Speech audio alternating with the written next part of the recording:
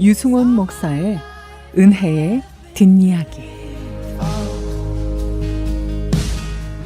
세상에 수없이 많은 책들이 있지만 그 중에서도 성경은 아주 특별한 책입니다. 분명히 인간의 손을 빌어 인간적 요소를 다 담고 있는 인간의 책이지만 그런 단편적 정의로는 설명되지 않는 깊은 그 무엇이 있습니다. 그 외면적 특성을 이렇게 한 문장으로 정리할 수 있을 것 같습니다. 성경은 여러 계층의 다양한 신분에 속하는 약 40명의 기록자가 대략 1500년에 걸쳐 세 가지 다른 언어를 사용하여 다양한 형식으로 쓴 66권의 낱권이 모여 통일된 주제를 구성하게 된 한 권의 책이다. 성경이 인간의 책이라고 말하는 이유는 바로 이렇게 서적과 글로서의 표면적 사실이 말하고 있는 것들 때문입니다.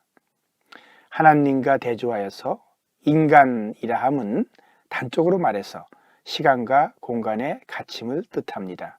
하나님은 시간과 공간을 초월하여 존재하십니다.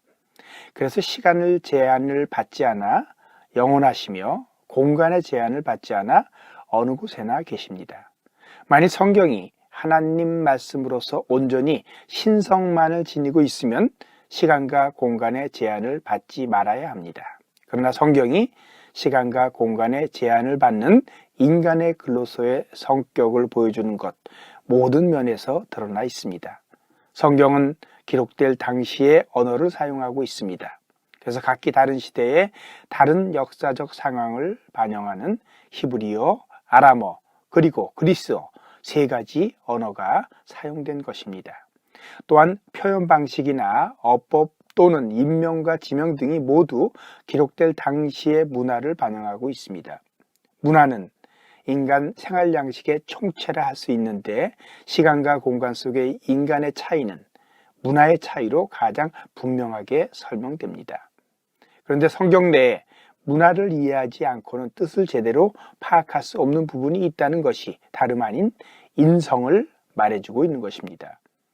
또한 40명의 저자가 66권의 개별서를 기록한 것을 자세히 뜯어보면 각 개별 저자의 문체와 스타일이 개성으로서 뚜렷하게 드러납니다. 그러나 성경에는 그렇게 인간의 책으로만 설명할 수 없는 부분이 많습니다. 수많은 사람들이 성경을 읽을 때 기록자 40인의 표현이 아니라 하나님의 음성을 듣습니다. 성경을 통하여 죽어가던 영혼이 살아나고 성경을 읽으면서 새 사람이 되며 성경의 말씀을 통하여 절망에서 희망으로 전환하는 삶의 혁신을 경험하며 성경 말씀이 들려지는 순간에 이성만 가지고서는 설명할 수 없는 기적들을 겪기도 합니다. 윌리엄 오어 박사는 성경이 보여주는 그 신비의 조화를 이렇게 설명했습니다. 성경이 만들어진 방법 자체가 다름 아닌 기적이다. 성경이 66권의 낱권으로 이루어졌다는 사실은 누구나 알고 있다. 그러나 이 66권이 약 40명의 다른 저자들에 의해 집필되었다는 것을 알고 있는가? 더구나 이들은 다른 사람들이 쓴 부분을 전혀 알지 못하면서 독자적으로 자신들에게 주어진 부분을 썼다.